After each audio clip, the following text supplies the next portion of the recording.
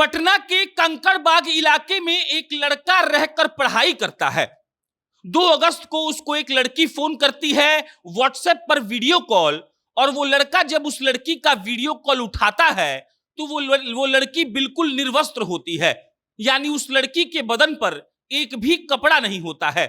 वो लड़का अभी नाबालिग है और वो लड़की फोन उठाते ही उस लड़के से गंदा गंदा और अश्लील बात करने लगती है।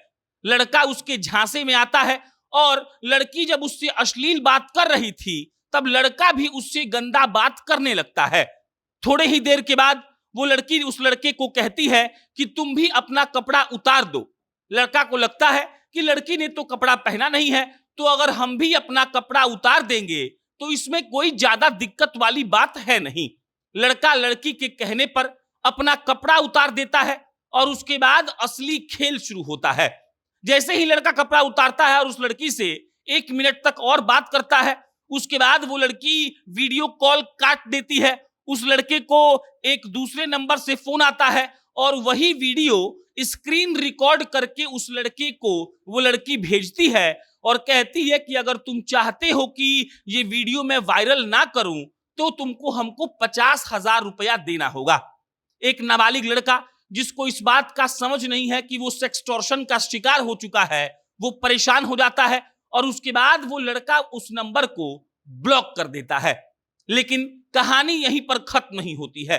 वो लड़का को लग रहा था कि जिस नंबर से फोन आया, जिस नंबर से हमको धमकी आया कि वीडियो वायरल कर देंगे, उस नंबर को तो हम ब्लॉक कर दिए, अब ना फोन आएगा, ना मैसेज आएगा, ना व्हाट्सएप पर वीडियो ऑडियो कॉल आएगा और अब तो हम बच गए।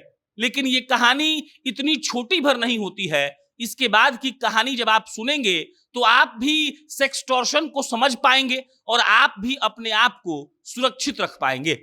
जब लड़का नंबर ब्लॉक कर देता है तो उसके बाद कुछ दिनों के बाद उसको दूसरे नंबर से फोन आता है।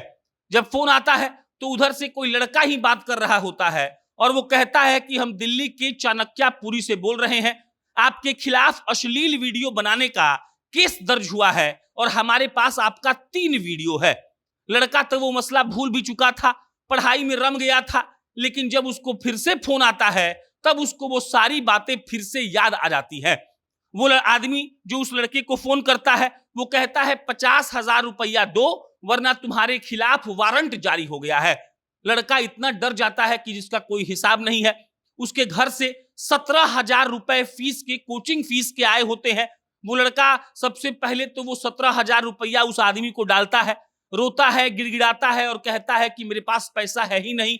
लेकिन वो आदमी मानने और सुनने को तैयार नहीं था।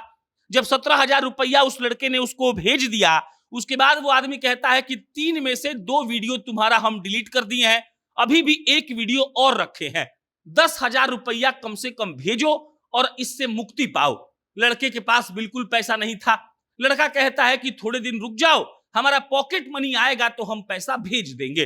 वो आदमी कहता है ठीक है। कुछ दिनों के बाद लड़के के घर वाले जो कंकड़बाग में रहकर पढ़ाई कर रहा था उसको पॉकेट मनी भेजते हैं, यानी जेब खर्च भेजते हैं, और वो लड़का उसमें से 4,000 रुपया उस आदमी के अकाउंट में फिर से डाल देता है। लेकिन ये खेल यहां पर भी समाप्त नहीं होता है।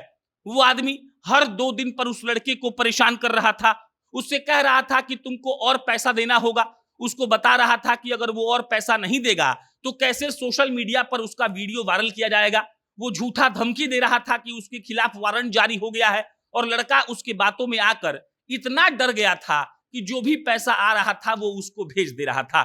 अंत में जब लड़के को बहुत ज्यादा परेशान कर दिया गया तब उसने ऑनलाइन साइबर थाने में इसकी शिकायत की, और अब जब बार बार साइबर थाने में ऑनलाइन शिकायत करने के बाद भी उसको परेशान किया जा रहा था तब उसने जाकर थाने में शिकायत की, और थाने में शिकायत की तब ये भेद खुला। लड़के से कई पत्रकारों ने बात किया। उसने पूरा कहानी जो हमने आपको सुनाया वो खुद ही सुनाया है। वो बताता है कि कैसे उसको समझ में नहीं आया, कैसे वो लड़की निर्वस्त्र होकर उससे बात कर रही थी, और जब उस लड़की ने अपने झांसे में लेकर उसको भी कपड़ा उतारने को कहा तो लड़का नाबालिग था, उसको समझ में नहीं आया, उसने अपना कपड़ा उतार दिया और उसके बाद उसी वीडियो का स्क्रीन रिकॉर्ड करके कैसे उससे पैसे ऐंठे गए। फिलहाल तो अब जाकर थाने में उसने केस दर्ज करा दिया है। कुछ दिन पहले उसने ऑनलाइन भी केस किया था, और अब जब थाने में केस दर्ज हुआ है तो अब उस नंबर की जांच हो रही है जिस नंबर से उसको चाणक्यपुरी दिल्ली से फोन आया, और उस लड़की का जिस नंबर से वीडियो कॉल आया था उसकी भी जांच हो रही है। थाने वालों ने इस बात का आश्वासन दिया है कि वो जल्द से जल्द उस मुजरिम को पकड़ेंगे जिन्होंने सेक्सटॉर्शन को आधार बनाकर एक नाबालिग लड़के से कई हजार रुपए लूट लिए। और ये एक सीख भी है उन तमाम लोगों के लिए जो लोग आजकल के मॉडर्न जमाने का ऐप इस्तेमाल कर रहे हैं, उन लोगों के लिए जो बिल्कुल भी डरते नहीं है और कुछ भी कर देते हैं तो क्या हो सकता है, इससे बड़ा उदाहरण शायद आपको नहीं मिलेगा। बाकी इस मामले पर कोई अपडेट आएगा हम आपको इत्तला करेंगे। मेरा नाम प्रशांत है। बहुत बहुत धन्यवाद।